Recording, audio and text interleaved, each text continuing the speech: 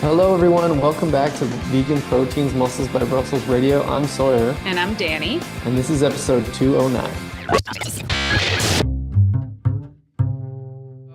I realized you and I have only recorded one podcast together so far, and it was the one that was in person. So this is a bit different than that. Feels like it wasn't that long ago, but I guess it was many months ago, right? Is it November or something like that? November, yeah. Nope, time's moving too fast. Not into it.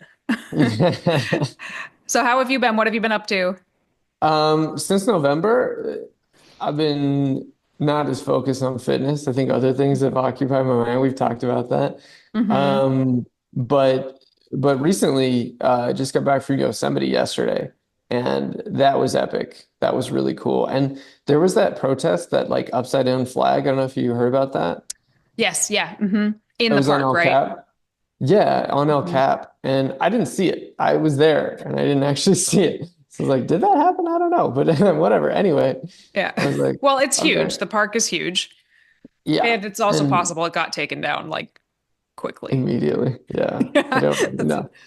Very But possible. What, did you see any cool stuff, like in particular while you were there? Yeah, that place was awesome. I mean, we saw so many waterfalls. That was like, I always go to the water. That's like my thing. So that's why I love Washington and the Pacific Northwest so much. But yeah, we just did a lot of hiking. Like my calves and ankles are really sore this morning. But it was a lot of fun. It was just really cool. And it would like the difference. I've been there in the summer before. The difference between the number of people that were there in the summer and in the winter is like crazy. So go in the winter, people. Like it is so much better. What are the temperatures like there in the winter? I was really afraid it was going to be like really cold, but we were fine. Like I just had we were in the van, but it was me and my little brothers and my cousin, and we didn't need like any heating or anything. It was just like insulated van, body heat, comforters. Good. Sweet. That's awesome. So yeah. Don't I don't know come to Acadia Park in Maine in the winter. Yeah. It's mobbed in the summer, but that's because it's like unlivable in the winter. So yeah, I would imagine there's in those northern latitudes, it's pretty tough. But yeah, Yosemite not bad in the winter, at least I not my think experience. Giacomo and I went there once when we were moving back from Oregon to Massachusetts. We did like a full U shape to come back. It took us like 2 weeks. It was awesome. And I'm pretty sure Yosemite was one of them. I can't keep all the parks straight, so I can't remember which park we visited. We visited a couple, but so even though you haven't been like as focused on fitness, well, I have personal questions. First of all, like, do you still feel like you're getting like your training in? Yeah, I'm still doing it. I think it's just I'm less passionate about it. I'm doing less extra stuff. Like in my program, I have what I call like focus lifts, and I'll do like highlighted lifts, and then I'll be like, do I feel like doing more? Usually the answer is yes. These last few months, not all the time. Yeah. So, yeah. But I mean, obviously extenuating circumstances notwithstanding, I still think that like those phases, and you and Ben talked about this on a podcast not that long ago.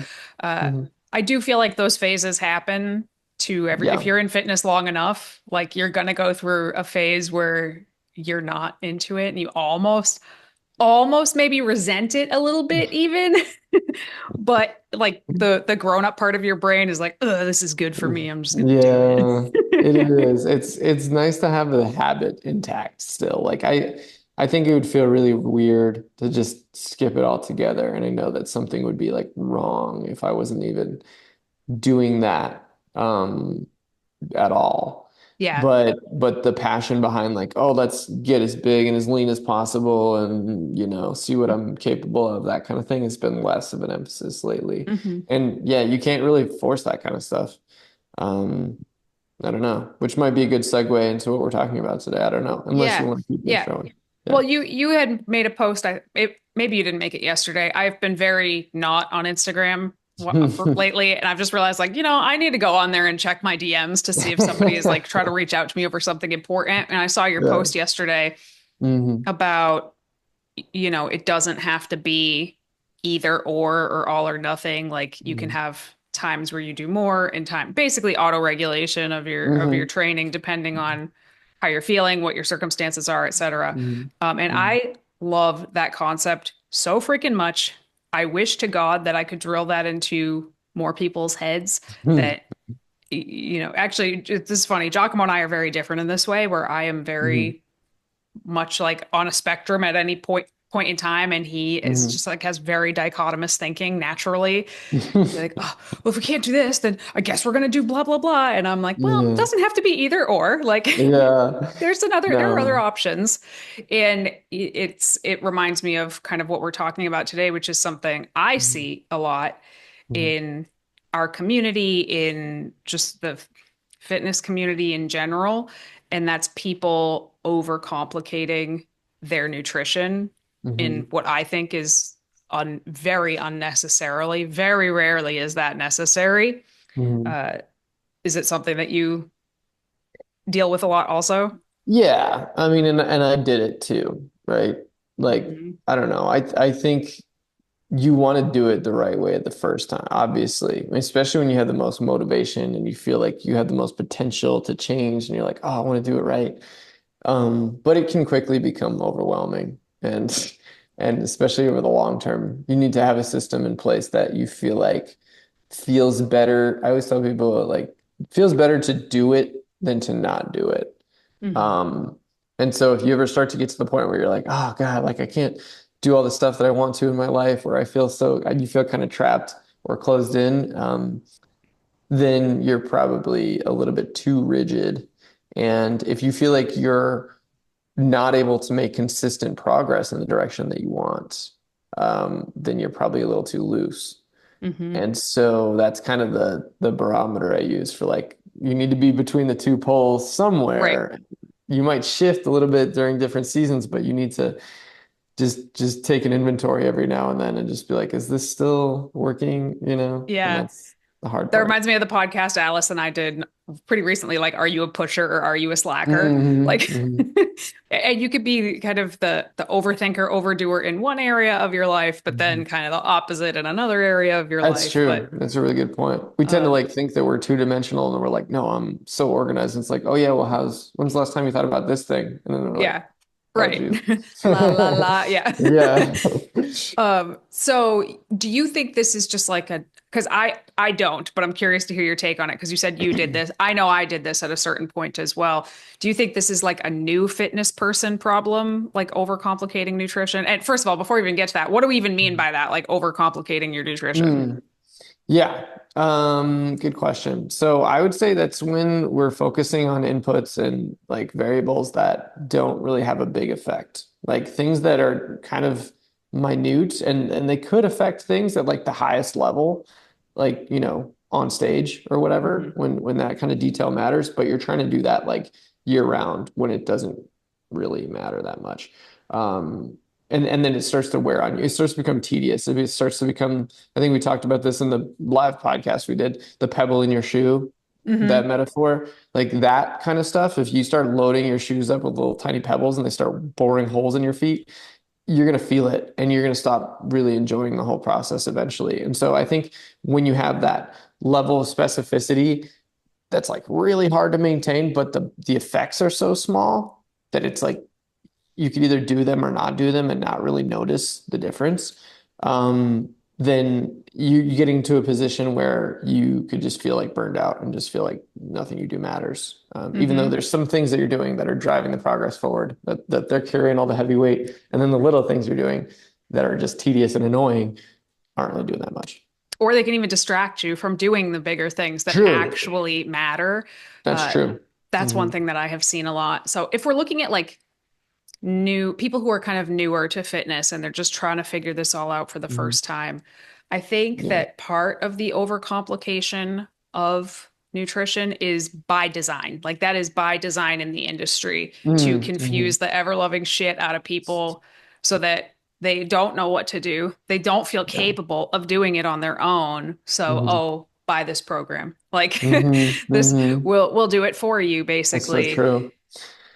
Yeah, no, it's true. People who have been thoroughly marketed to are end up with more questions than answers, especially in this this realm. And I think one thing that I like to do with people who are feeling overwhelmed by quite like who just keep coming at me with questions that don't really matter is okay, Archer.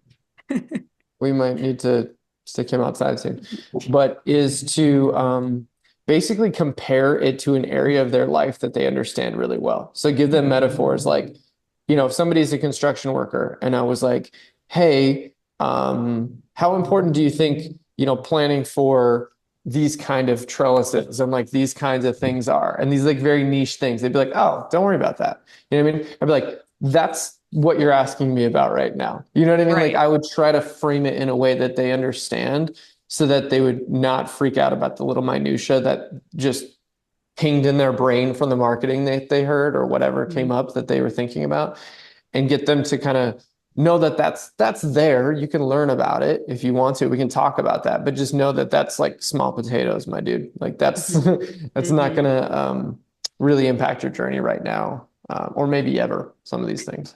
That is such a good idea. And it's pretty rare that someone says something to me at this point, and I'm just like, wow, I've never heard that before. Oh, But that that's is cool. such a good idea to explain this to people in that Yeah, way, in something that they are maybe an expert or close to it in. So they yeah. realize Well, we kind all of have stuff like that, right? Like we all have absolutely. stuff we feel confident in and we've invested enough time and energy in, to the point where it's like, oh, I just kind of know this and it doesn't give me anxiety anymore. Hmm. Yeah. So if you But can find that thing with somebody, it's like, bam, you got an easy window for like just shuttling in lessons, fitness yeah. lessons that they can just attach onto other lessons they already have, Mhm. you know? Of Yeah, that's a really good. course, I'm going to do that from now on. I've cool. never thought Yeah. to do it that way. I mean, I've certainly explained, the pebbles and the big rocks and the sand and the blood, that story and Yeah, yeah, everything, yeah. but I've never thought to literally pose a kind of silly question about something that they are very good at. But Yeah. I might not even know if it's a silly question or not, because I certainly would ask silly questions about other things that I don't know Right? anything about. I'm sure I Yeah. would.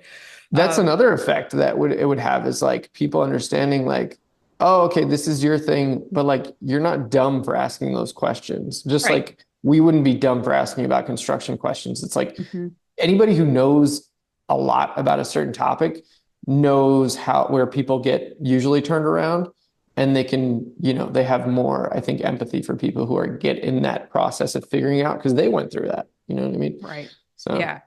Totally. yeah. Wow, such a good idea. Yeah. Big But mental it's hard breakthrough because for you me. yeah, I'm really glad that you got that. I think the hardest part is just knowing anything about certain things other people know that are really niche, maybe. I don't know. Mhm. There's got to be something. So I usually I dig around in somebody's psyche for like something that I know at least something about, Right. and I try to use that. Yeah. Um, Oh, but great yeah, idea. cool. I'm Um, glad you like it. so okay, that's a good example for people who are overcomplicating nutrition, like from the beginning. Like, why are they Mm-hmm. doing it? They're doing it because they don't know and they Mm-hmm. want to do it right. I think that's coming from a very good place. I think Mm-hmm. all of these are coming from a good Yeah, place. yeah. Mm-hmm. Um, nobody's like, well, I guess there's probably some masochists out there that are trying to just make their life harder, but I think most people, they just want to get good results, be healthy, blah, blah, blah. Yeah. Um, I also think this is one that I don't hear a lot of people talking about, and I happen to see this all the time, is that the planning, the planning of the Mm-hmm. diet feels like progress. Like when Mm-hmm. you sit down to plan out all this minutia of I'm Mm-hmm. going to have this meal at this time and it's going to be 18 and a half minutes before my workout. And then right after I'm going to slam a protein shake. Like that Yeah. feels like you're actually doing something, even though Mm-hmm. you're not. So like your Yeah. brain gets the dopamine, like you've accomplished something when all Yeah. you've done is like noodle around with a notebook. And I Right. love that, the dopamine I get from Oh, me noodling around too. with a notebook. Oh, for sure. But at the Yeah. end of the day, it does very, very little to Yeah. actually get me closer. Yeah. I think it's yeah, that totally makes sense. And that happens to me during certain periods too. The more my anxiety about it goes up, the more I'm like, this feels good to plan out like the exact rate of loss I want to accomplish and Right. like all these things. And it's like it's not that it's totally useless. I think there's a point to which it becomes like, okay, this is helpful because it's different slightly. I want to learn from something I did last time, or I want to do something a little differently. But you're right. There is a point at which like it's excessive. Yeah. You're doing more than you need to because it feels good in the moment to do that. Right. And that in that way you're encouraging yourself to overcomplicate things with the idea of like, oh, this is going to be so much better than last time, or I'm going to make so much Mm. more progress or whatever. And you're kind of setting yourself up for failure because it's like the same physiological mechanism still exists, the same lifestyle Yeah. style limitations still exist, Yeah. And I don't want to, you I'm not know? trying to knock planning. I think planning is really Yeah, important, but you got to know yourself also. Like if you're the yeah. person that's been planning your perfect diet for 2 years, but you're still not like eating vegetables on a regular basis, Yeah, you're kidding yourself, you know, yeah, or you've bought all the meal prep containers and that felt really good, but they've been sitting in your yeah, cabinet for 6 months. Like yeah, uh yeah.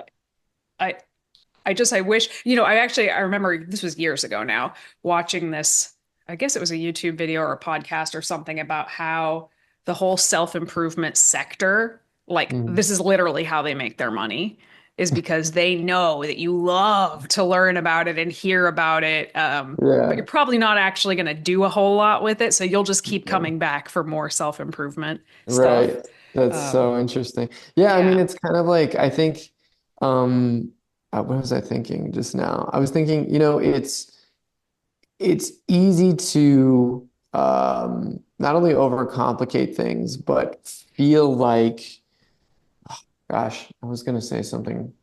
Now it totally escaped me. But anyway, I don't know. I think you're totally right about that being like a very common phenomenon, and it's something I've fallen into several times in the past. And I think it's like it's fun and it's not Hmm. bad to have fun. I was gonna say like you need to bring it back to the practical too, in the sense that like it needs to be enjoyable. So like if you're focusing all your enjoyment right now on like how good it feels to have the perfect plan, you might be ignoring, and this is like some things in some ways this can help. For like instance, making your grocery list ahead of time can make Yep. you make better decisions in the grocery store and you're not so impulsive and all that stuff. But I think taken to this extreme, like if you spend weeks planning a diet or something like that, you can completely forego or completely ignore how enjoyable it is going to be to do those things. Yeah. Like you're just thinking right now, this is fun to plan, and I'm trying to make it super logistically perfect in terms of how like much progress I can make. But you're completely ignoring the dopamine that you're going to need to keep going, or Right. like the enjoyment of the process. And like the day of, Yeah. you're sitting down to eat, and you're like, I don't want to eat this same thing Yes, again. exactly. Right? So, Oh yeah. So I think man. that you can get a little bit delusional. You get a little bit caught Yeah. up in that dopamine of planning everything so well that you completely ignore what future me is going to feel like actually doing those things. And that can Right. really, I mean, you're just shooting yourself in the foot at Yeah, that point. totally. I have notebooks upon notebooks upon notebooks of this is over 15 years ago. I was like not Mm. well with my relationship with food or my body at all. And it Yeah. is just full of meal plans, just Mm. full of meal plans that I had written for myself after weekends of eating like a whole birthday cake or something. Like, Hmm. here's what we're gonna do. Here's how we're gonna fix this. Ba, Hmm. ba, ba, ba, ba. And then when it came time to actually do it, I would just binge on something else. So it was like, okay, yeah, I got to be real Yeah. with myself what the problem is here. Even at Hmm. that point, just focusing on like, okay, this is how much we need to eat, which I would normally consider to be one of the big rocks, right? Yeah. Like calories, big rock. Yeah. Um, that was still too small of a rock for me at that point. It had to be like, dude, Yeah. you are messed up in the head and you need to fix Yeah. that without worrying about like That your that's why intake at people all. when makes so much sense, and I can relate to that so much. And I think it's why we became coaches because we were like, okay, we Hmm. need to like help other people fix their neuroses that we had. But what I was thinking when you were saying that was like not only, oh my God, I used to do that, but also like when people come to me and they're like, I'm gonna cut out all sugar, Hmm. or I'm gonna do this cleanse, or whatever, or not even necessarily that extreme, but just like they don't have the long-term, I can do this for months on end kind of mindset. And it worries me because I'm like, okay, when you do that, when you set this high bar, it feels great right now.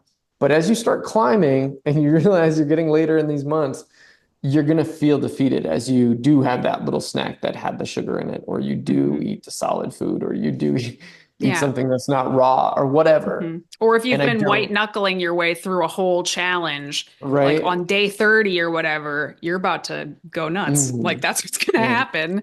I We even know. experience this in bodybuilding prep, right? And Mhm. most, not all, but most bodybuilders who go through that full prep, we know full right and well this is not sustainable. And it doesn't even matter how much you logic yourself through this, like when the time comes, when the rubber hits the road and like that challenge of prep is over, I Mhm. would say everybody loses their mind at least a little bit. I'm pretty sure. Yeah, I think prep is like another level. Like I don't see anybody being able to do that, at least not multiple times without that level of a, specific goal and that's dictated to you. I think everybody else, pretty much everybody else would be like, okay, getting this lean doesn't make any sense. I feel like crap. Right. You know, Sometimes people got to get there to realize that that's though. that's true. It depends on the level of your neuroses and and all that shit. Because when you look But at someone who's shredded with abs and it looks like they're strong in the gym and they're healthy. feeling good and they're having fun, and you're like, nah, that can't be that bad. Look at them. That looks great. And Look, then they're if you ever get smiling. yourself, yeah, if you get yourself to that point, most of Yeah. us, the vast majority of us are gonna be like, oh, this sucks. Mm. Let's snap some pictures and get the F out of this I real know. quick. And yeah, I know. And it's the sad part is that most people use those pictures to market their stuff, Hmm. or they only ever seen that way.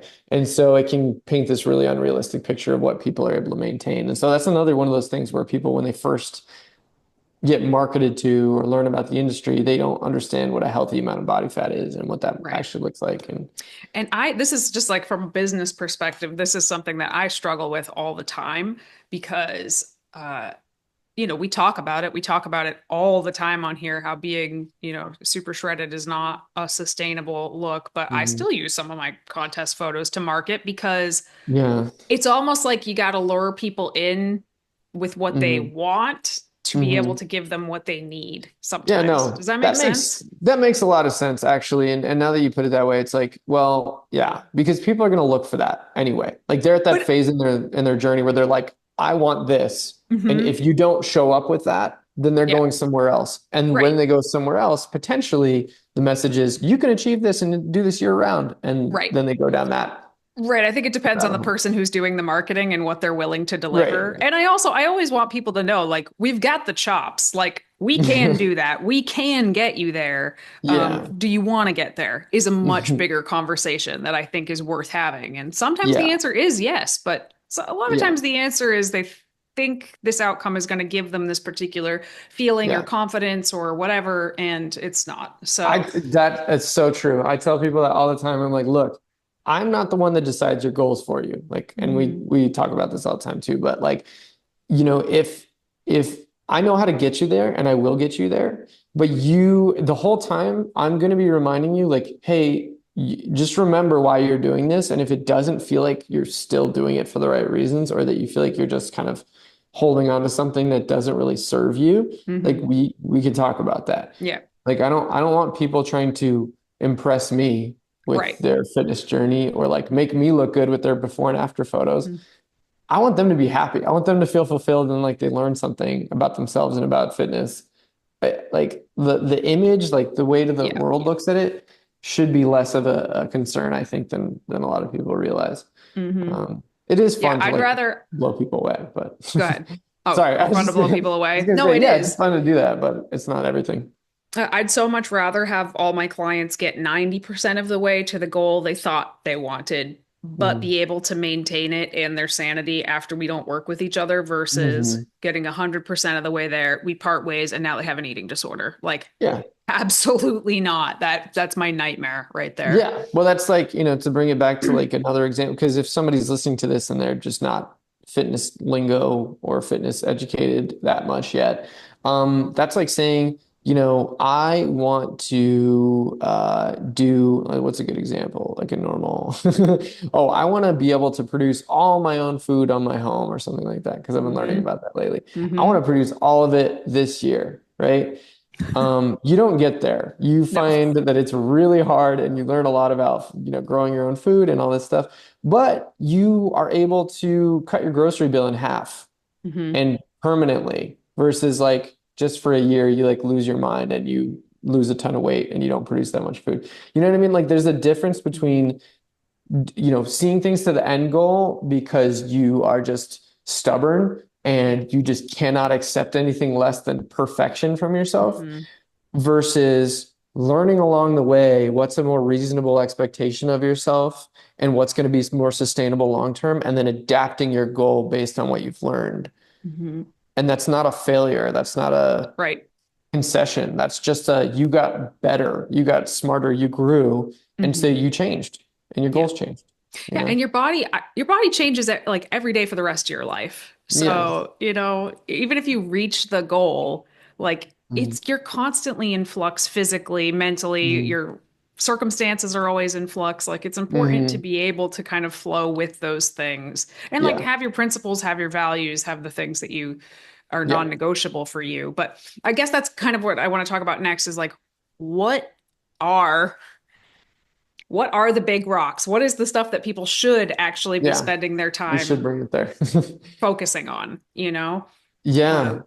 Um, Let me see what I I'm wrote curious to hear yours. I mean, mine are down. very like straightforward, but I'm curious to hear yours. Yeah. I mean, I think, yeah, I should have written this down beforehand. But I think when it comes to people trying to change their body composition and they're just starting out and they're feeling like we're talking about people starting out, right?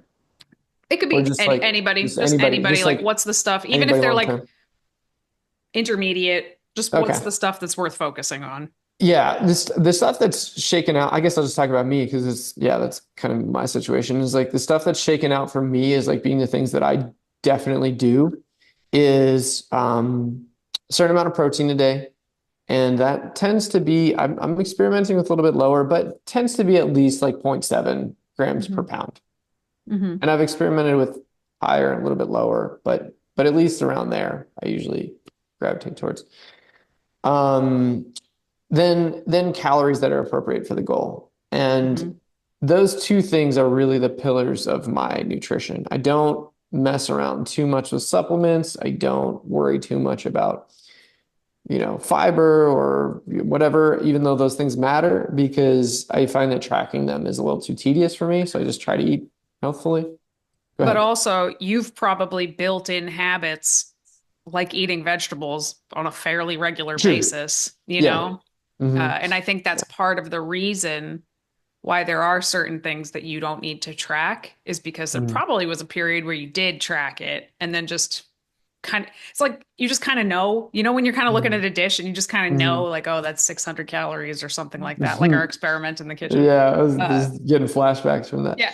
Yeah. uh, No, but it's, you're right. it's, Yeah, it's yeah. like it's if I didn't have the skills to build a meal around those kind of parameters, then I would have to probably back it down or like do one of your example days of eating or something like that, right? And Mhm. we do that for clients when they need that. Um, but yeah, those are the two big things for nutrition for me is just like a reasonable amount of protein and calories that fit my goals. And how you figure that out is just trial and error mostly. I mean, Mhm. you can make the calculator educated guesses, but like if you're Mhm. not adjusting based on what's actually happening, then I think Right. you need a system for that. So those are the big things for in terms of nutrition. And then on the training side, I'm just doing like bare minimum like 4 sets or something per muscle group per week, but like Hmm. typically way more than that. And Yeah. I'm doing more, yeah, specialization stuff now. So that's pretty So much for it. me, my first two are the same. I just flip flop them. Like I would say calories first. Oh yeah, those were in no order of importance Oh, though. okay. Gotcha. The calories and protein, those are the Yeah. top two. If any one of my clients is going through something where they have like limited focus or they've shown like limited adherence thus far to Mm-hmm. anything more than this, we Mm-hmm. back it down like just hit the calories and protein because that is Mm-hmm. really, I mean, you can't put a number on this, so I'm just making it up, but I would say that's like 85% of the way there I would say. to Yeah. like having the quote unquote perfect nutrition for training Yeah. or for I mean, as building long as or they're losing doing, fat. yeah, yeah, that makes sense to me. And also getting getting nutrient dense foods in, like getting Mm, fruits and vegetables in.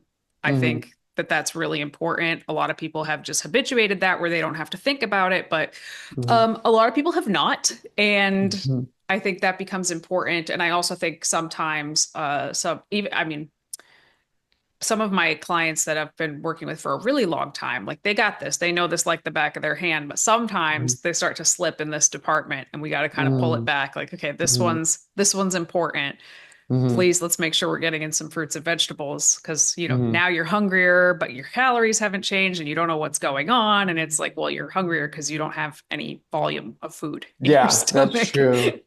you That's know? such a good point. Yeah, I mean, and sometimes it's interesting with certain people, they have done so many diets and programs and things like that that I'm just like, okay, even if you could do the macros and you could do things a little bit more specifically and we could do this better for you to learn like balance more.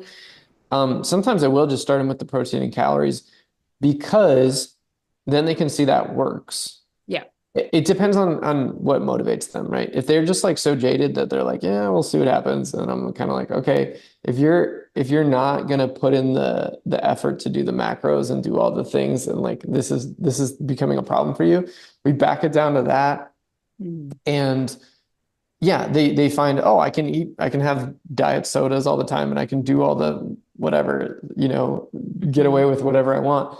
But and they're getting results, and that's exciting. And I think those results will spur in like, well, what else could I get out of this? And then I'll start to be like, okay, let's be a little bit more specific about, Mhm. you know, what Yeah. kind of foods we're filling this up with. But I think Yeah. sometimes the results come first for people, and that's what they need to see. Totally. And Giacomo, Yeah. actually, this is how we got Giacomo on board with flexible dieting back in 2014.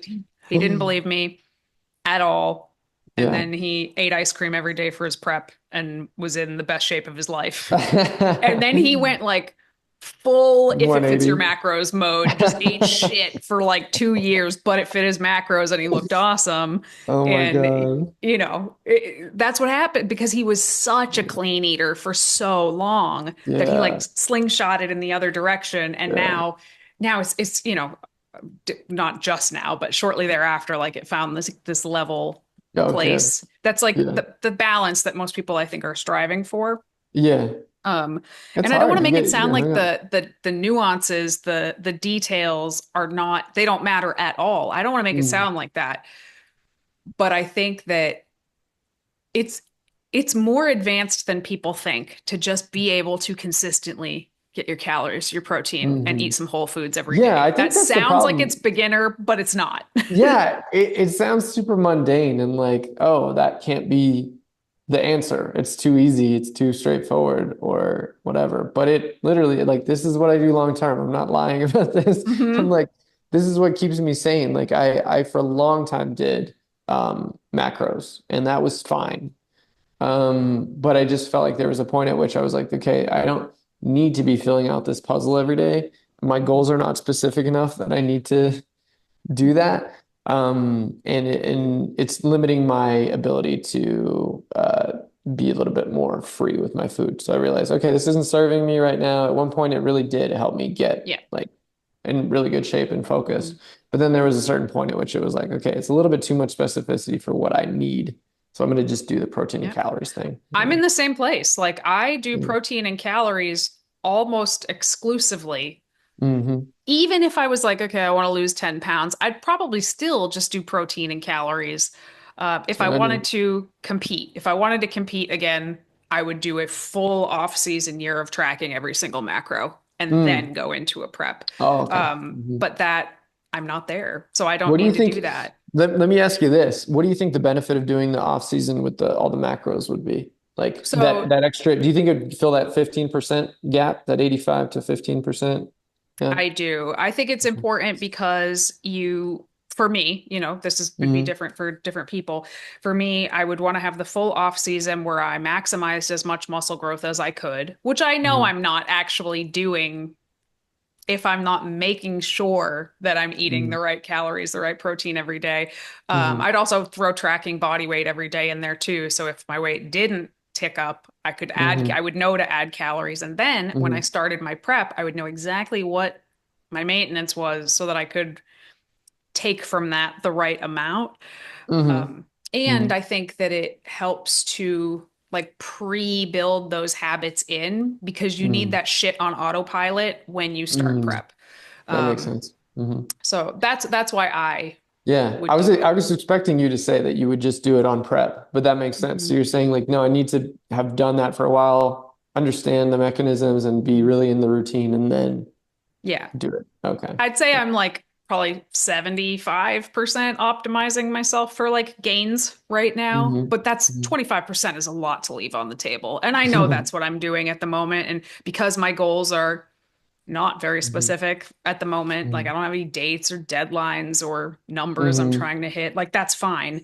I have Yeah. other things to focus on with that 25% in my life. Yeah. Yeah. But if that changed, I know how to move back in that direction, Yeah.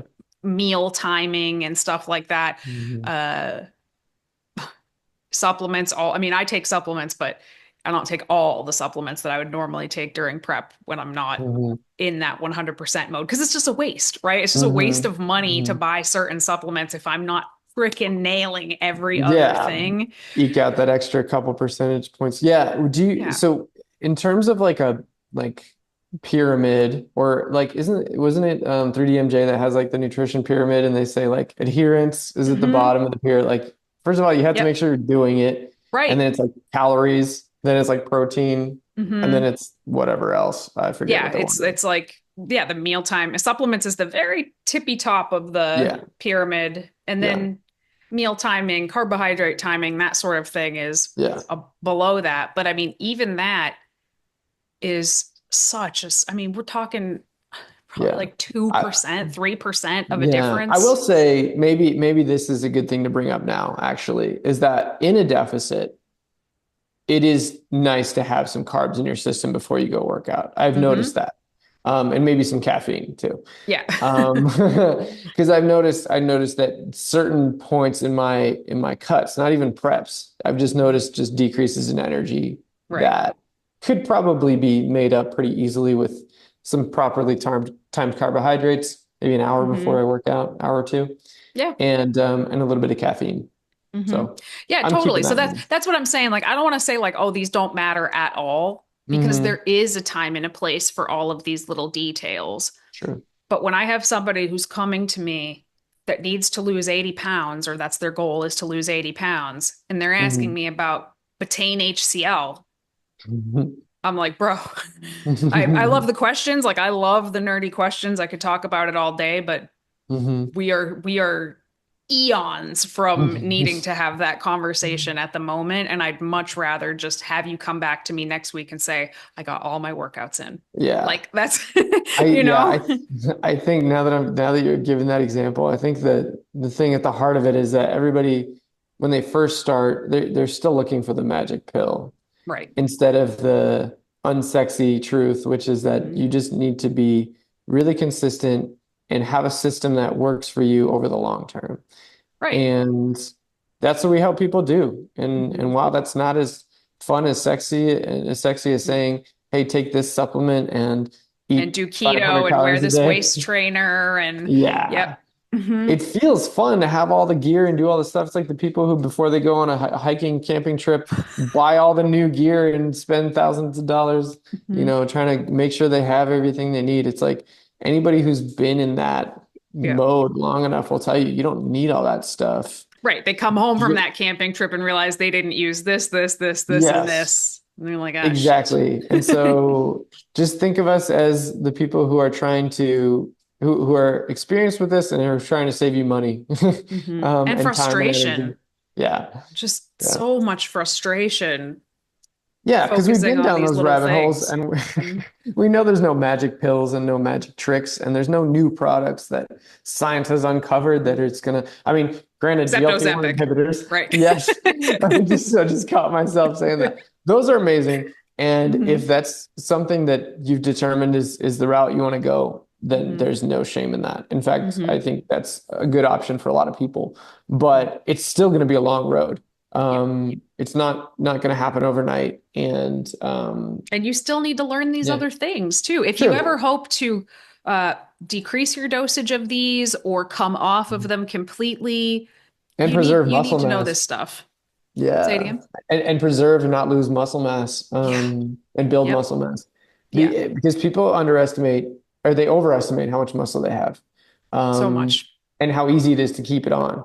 Mhm. So I think a lot of times people, and I've worked with so many people before who are like, oh, I lost a bunch of weight, but I still look the same, or the amount of squishiness. That was Yeah. me. That was me. I appreciate your honesty. Mhm. And yeah, it's just kind of disappointing when they get there. So they're like, Yeah. okay, I'm going to do this. And the people that I have the best time working with are the people who have done a bunch of stuff in the past. Hmm.